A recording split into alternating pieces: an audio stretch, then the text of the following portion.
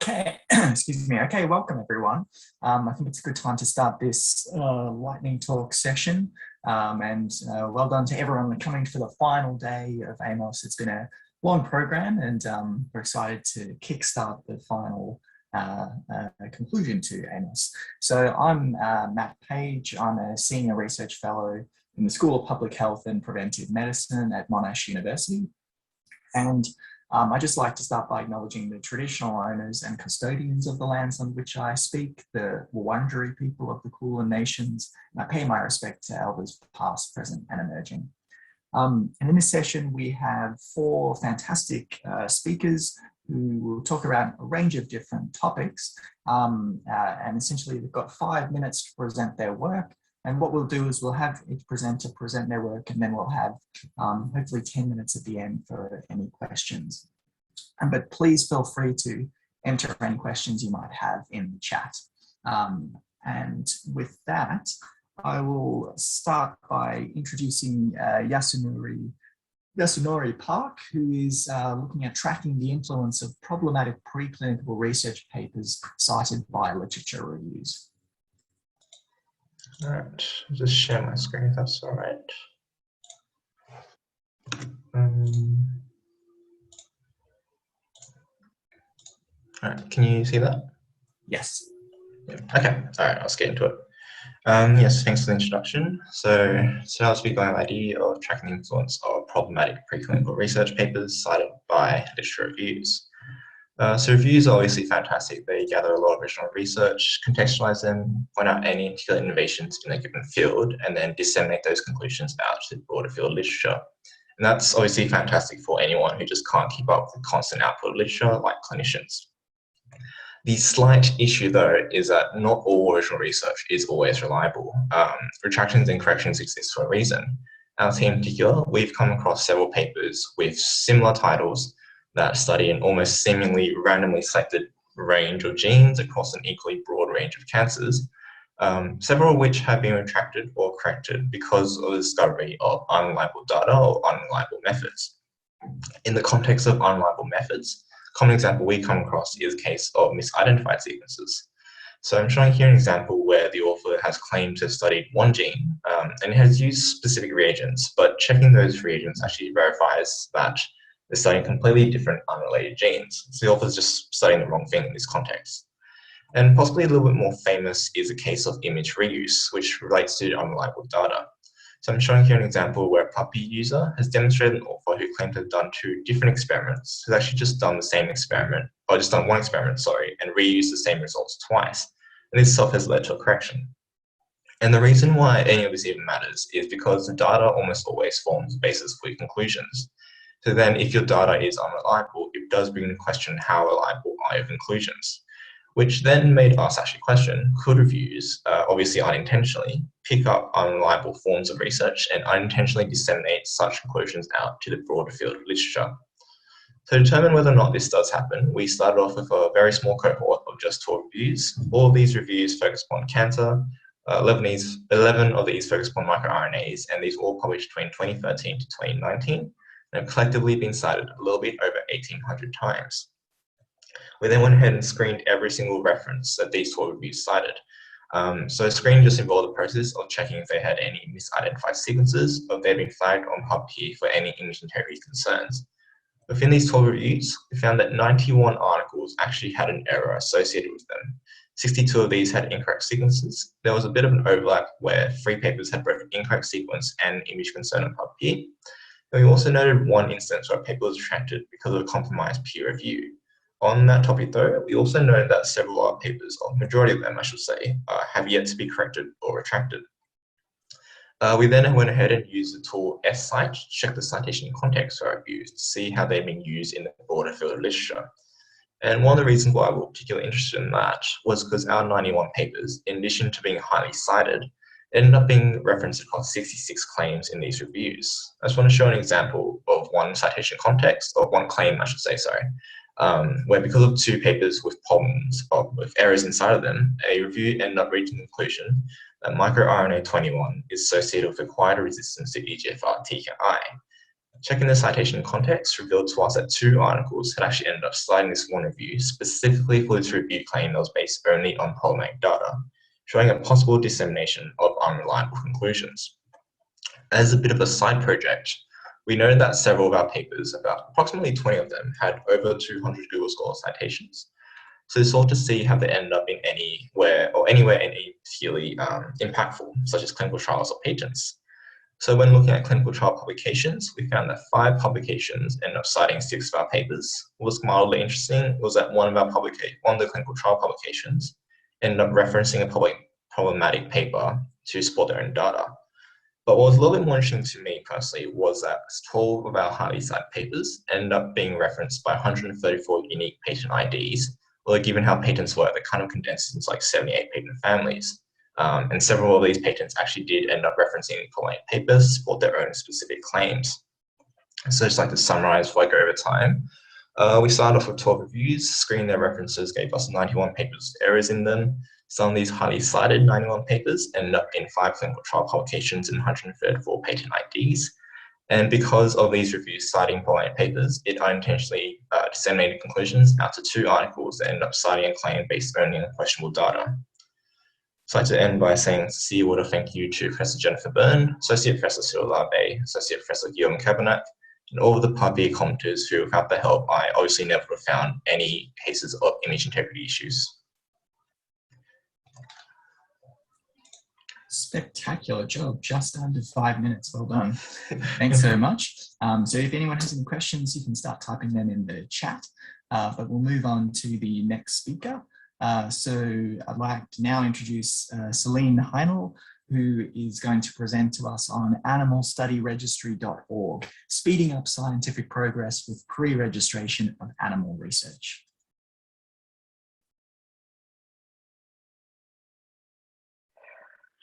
Can you see my screen? Yep. Oops, sorry. Okay, perfect. So thank you for having me. So I will present our platform aimos2021.org. It's a pre-registration platform specifically conceived for the pre-registration of animal research. And it is hosted by the German Federal Institute for Risk Assessment. And we launched this platform to improve the quality of animal research, but also improve animal welfare. And I think here within this meta research community, it's probably, I can keep the introduction short. We see that there's a lack in translation from experimental biomedical research to clinical research. And this, of course, has multiple reasons, but I think one of the most important one is selective reporting, which means that especially studies which show no treatment effect are often not published in the end. And this leads in the end to an overestimation of effect sizes within the scientific literature. And this is even aggravated then with questionable research practices like p-hacking or hypothesizing after results are known. And I think here, this is just one example from stroke research when you can clearly see the drop of positive results from experimental research to phase 3 clinical research. And this is, of course, an ethical issue if patients are put at risk in clinical trials without real chances for benefits, because the data which they're based on are so vague. But there's another ethical issue which is often forgotten, is that most of these experimental studies are based on animal experiments, which are still very controversial in our society and are only tolerated under the assumption that they will bring any gain of knowledge or even bring new medical treatments. And there are first estimates on the number of animal experiments which are not published in the end. And I won't go into detail from the studies, but this showed that around 60% of planned studies never lead to at least one publication in the end. And if we look at individual animal experiments, this number even drops. So this is really a huge problem. And we wanted to address these problems with pre-registration, as it has been shown in clinical research, but also in psychology, that this might help to address selective reporting and also questionable research practices. And that's why in 2019, we launched the aimos2021.org. And I would just invite you, if you're interested, to have a look at our website. You can screen through the studies also without creating any account. and you can get more information. And also, most importantly, if you have any question, get in touch with us here on our support email address. And it's open for studies conducted around the world which involve any animal experiment. And we planned our template based on pre-registration templates from other disciplines, but importantly also the ARRIVE reporting guidelines, which are the main guidelines for the reporting of animal experiments. And I have to say that still pre-registration in biomedical research is still very, the uptake is still very slow, but we can see that there is a change, and that research institute funders and also publishers now start to recommend and to even require pre-registration.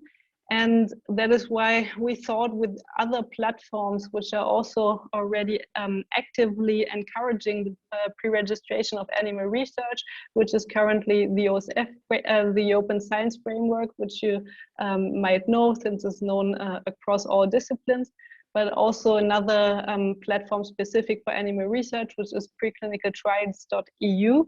And we thought it's important to establish common standards where stakeholders can rely on and recommend registries which really comply to the standards. And we discussed about which points might be most important. And there we said it's pre-registration should be publicly accessible for free and should be transparent in the financial resources from the data platforms, but also, of course, since pre-registration are very sensitive data, points around data security and data storage are important, then the citability of the pre-registration, and also the possibility to track changes, and in the end, importantly, to really tackle the problem of publication bias, to link pre-registration and the outcomes. And we also discuss about what should be the minimal content of the pre-registration. And with this, I would like to thank all my colleagues from the Institute, but also the collaborators which helped us establish these standards. And with this, I would like to end. Thank you. Well done. Thank you so much, Celine. Yet another just under the 5-minute mark. So off to a very good start for the day. So thank you for your excellent presentation. I'd now like to introduce Delwen Franzen, who will be, excuse me, talking to us about... Sorry. Okay. So Delwen will be talking to us about an integrated approach to drive responsible research practices at an institutional level. Great, thanks. Can you see my screen? Yep. Okay, great, thank you. Okay, yeah, so I'm really happy to present today on behalf of the Responsible Metrics team. We're based at the Quest Center for Responsible Research in Berlin.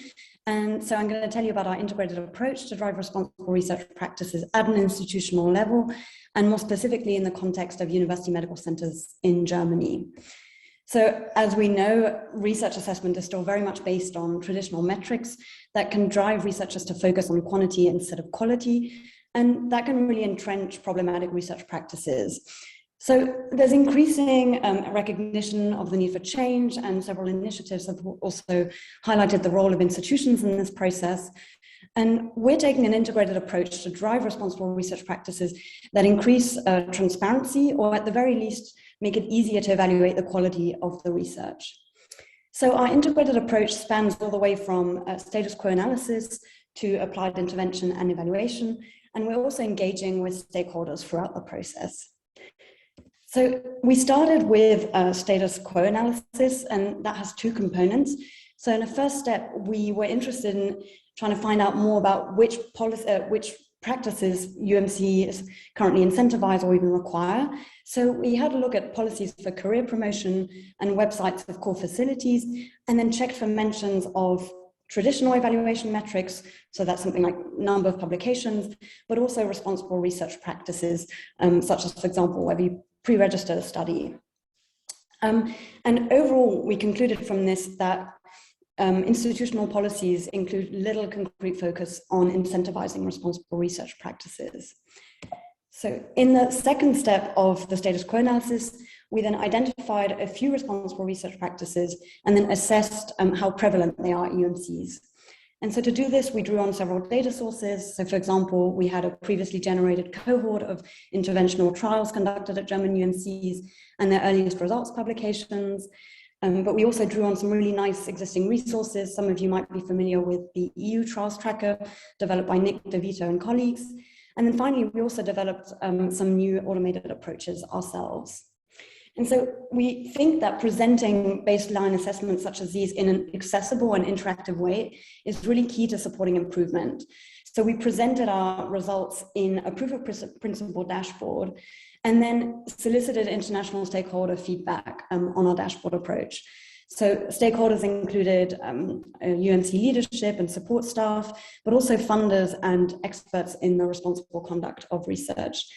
And overall, they found the general approach helpful to initiate dialogue and also helping institutions know where they stand. But they also wished for a clearer narrative on the choice of metrics included and had concerns on the impact of a publicly available dashboard on UMC's reputation. So we took that feedback on board, and also based on feasibility, we narrowed our focus on clinical research transparency as an actionable area for improvement, but with also more established practices. And so the dashboard for clinical research transparency is currently being finalized, and it displays UMC performance on practices including trial registration, but also relating to trial reporting and finally open access. So you can see an example of what that looks like on the right here, and you can see that we also show progress over time. So the dashboard not only displays average data across all UMCs, but also allows individual UMCs to contextualize their data to the average. So why do we think this is useful? So besides raising awareness of responsible research practices, we also think that having these baseline assessments is really a fundamental first step to knowing where to allocate resources, where there's room for change. And it also is really helpful in informing the development and evaluation of interventions to support improvement. So this brings me to the last step of our integrated approach. So we build on our work to now develop an intervention to increase clinical trial transparency at the Charité. So here we developed firstly some trial level report cards, and these provide feedback to researchers on how their trial was performing on several transparency practices. But then we also developed some how-to guidance with concrete resources on how to improve the transparency of their trial, but also future trials. And finally, we also developed an info sheet with an overview of current guidelines and requirements that related to trial transparency. And so we're currently collaborating with core facilities at the Charité to distribute these materials and also to evaluate their impact to support improvement. So this is just a little summary of our integrated approach. And with that, I'd really like to thank the Responsible Metrics team, also the BMBF and the Wellcome Trust for supporting our work, and finally you for your attention. Thank you very much. Thank you so much. Literally 1 millisecond. Well done. Really impressive work. And we'll now go on to our final speaker. But please ask any questions to Delwen in the chat if you have them. Our final speaker is Martin Holst, who is going to talk about clinical trial registration changes, assessing retroactively prospective registration, something I'm not aware of, but very interested in. Yeah, and I'm very happy to talk about this. But first, can you hear me well, and can you see my slides actually, which you should be able to do now? Yes. Great. As you can see from the template, obviously, I'm also working at Quest Center at Charité in Berlin, also in the Responsible Metrics group. And yeah, I'm actually very happy now to clarify what retroactively prospective trial registration actually means, because yeah, this is what I'm going to talk about now. And I can understand the confusion here because it's not a term that is widespread, it's something we've actually coined. So before I get to that, I would actually first talk about prospective registration more generally. So as most of you probably know, prospective registration of a clinical trial means that the trial is registered in a publicly accessible database, like, for example, clinicaltrials.gov, before the first patient is enrolled. And that's not something that people do because they like it, but also because it's mandated. So for example, the International Committee of Medical Journal Editors requires this prospective registration. So does, for certain trials, the Food and Drug Administration of the USA. And also the Declaration of Helsinki ethically mandates that all medical research is prospectively registered. Now, this is mandated for very good reasons, right? So prospective registration of a trial fulfills ethical obligation. It is supposed to provide transparent information about clinical trials. Also, of course, to avoid double spending of research funding, because now the conduct of the trial is known before it's actually started. And it's also supposed to reduce publication bias and to minimize reporting bias. Let's just take a quick look how such a prospectively registered trial might look like from the timeline. So here you essentially see some good example. You have a trial that is registered first, then afterwards comes the study start. So the first patient is enrolled after it's registered. And then in the end, the trial is completed. And then of course, in the end, hopefully published. Now the thing is, what if I told you that this might have actually been this before? Because something you have to know about these clinical trial registries is that most of them actually allow these registry entries to be changed at any time. So it's actually possible that a trial at the time of its launch was retrospectively registered. So the study start date was actually before the registration date, but then the study start date in the registry is just pushed back after the registration date, so that by the time it's published, it looks like the trial has been prospectively registered. So before the first patient was enrolled. And this is what we define as retroactively prospective trial registration. Now, the good news is that you can actually assess this, because most of these trial databases, and we're going to focus on clinicaltrials.gov here now, actually have a track record of these historical versions. So each historical version is saved. It's very inaccessible. It's just it's horrible to look at that, but we actually developed an automated approach to assess that. So what did we do? First, we drew a sample of all interventional clinical trials that had been registered in 2015, which is almost 12,000 trials on clinicaltrials.gov. And then we used a web scraper that has been developed by my colleague Murph or Benjamin Carlisle, who's also here tonight, that essentially allows us to automatically extract all of these historical versions. This takes a long time, but it's fully automated, so there's no human creation needed. And we essentially looked at all of these trials for a 5-year follow-up and looked at how the registry entries had changed.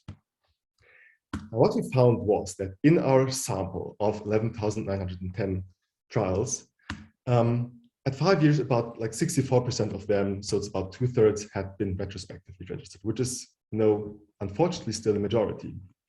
Then there was about like 36% of trials that had been prospectively registered. And among those, just to look at the details, about 30% had been prospective from the start, while we found a stunning almost 6% to actually have been retroactively prospectively registered, which means that they had been, by the time the study started, actually been retrospective, but then turned out to be prospective. Now, what we also found out was that the majority of these retroactively prospective trials had actually changed their start date after the study had been completed. And we also checked on a sample of retroactively prospective trials and looked at the publications, finding that none at all of them actually mentioned any change in the publication of the start date at all. Of course, I would like to disclaim that this is just preliminary results, so this is still a work in progress. And I actually also reported different numbers in my original conference abstract, so please just take it with a grain of salt. Might be subject to change. But generally, what we can conclude is, I believe, even now, that retroactively prospective trial registration is pretty much widespread. And one has to see that when you look at a trial that has been seemingly prospectively registered, there's actually quite a chance that it was originally retrospective when the study launched, about 1 in 6. As we have now developed this R package, this can help journal editors or reviewers uncover this potentially questionable research practice. And as I mentioned, there is a manuscript in preparation, so yeah, be prepared for more to come. And I would now especially thank Benjamin Carlisle, my colleague and co-author on this paper, also, of course, the rest of the Responsible Metrics team.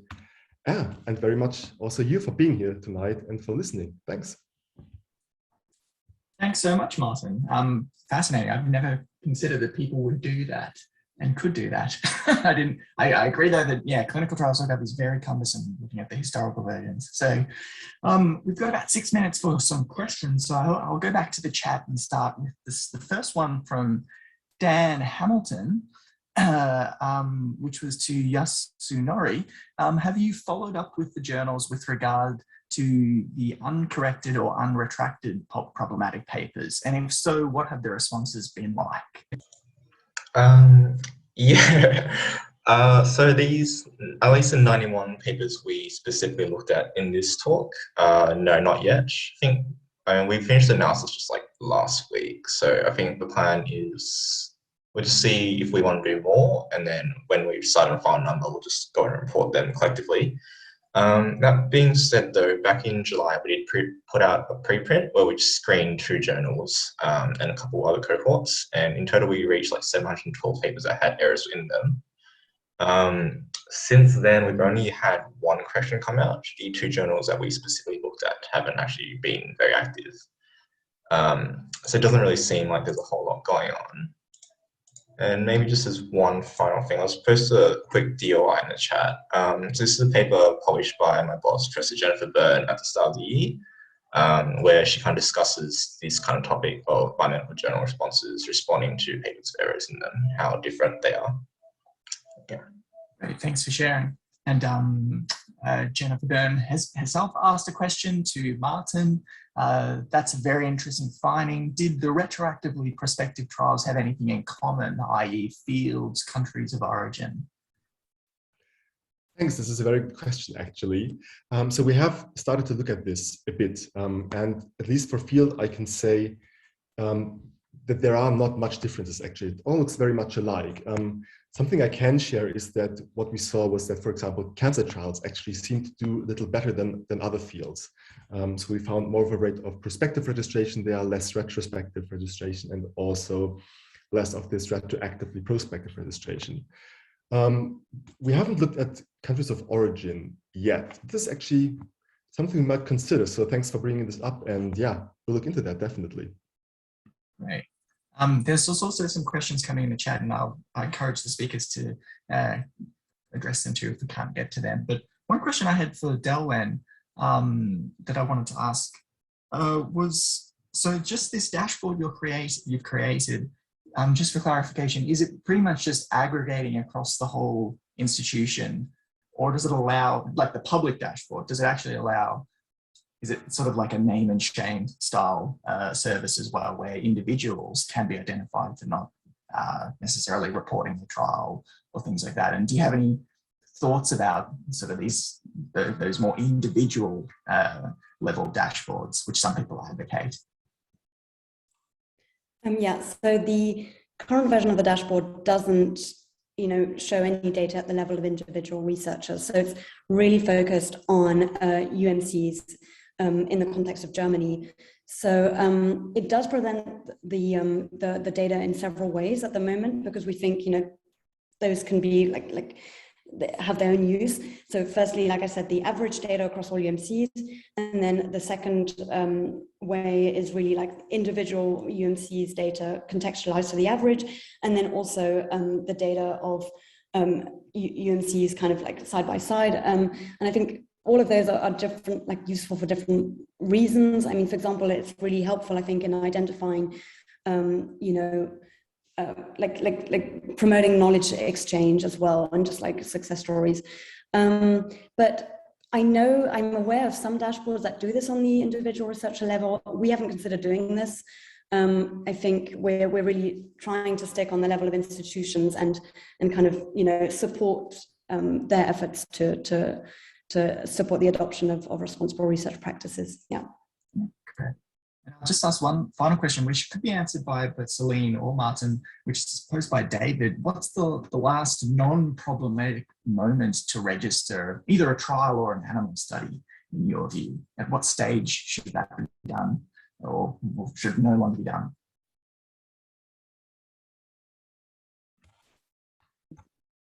Do you want to have a So Celine, do you want to go first? Yeah, if you want. I mean, I think for us it's quick. At the moment, we allow both registrations because we just at the moment we're happy if people register and that they spread pre-registration, because it's actually basically unknown in most from most animal scientists. But of course, to really tackle especially questionable research practices, then it would be better to start before the experiments. But at the moment, we allow both. Yeah. I would agree, and something I can also share on that is that from these trial databases, we unfortunately do not get any numbers on when the randomization actually happens. So the only kind of date benchmark we have, so to say, is actually the study start, which would be enrollment of the first patient. So we cannot really also look into that in terms of, was it like after enrollment but before randomization, because we don't have these data, unfortunately.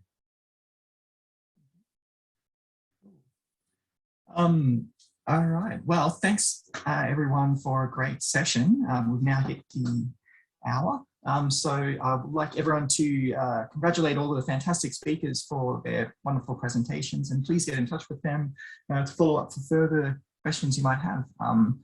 So we will now be going straight into the next session. What I'll do now is just stop the recording of this one and start again and set that up. But yes, congratulations to everyone.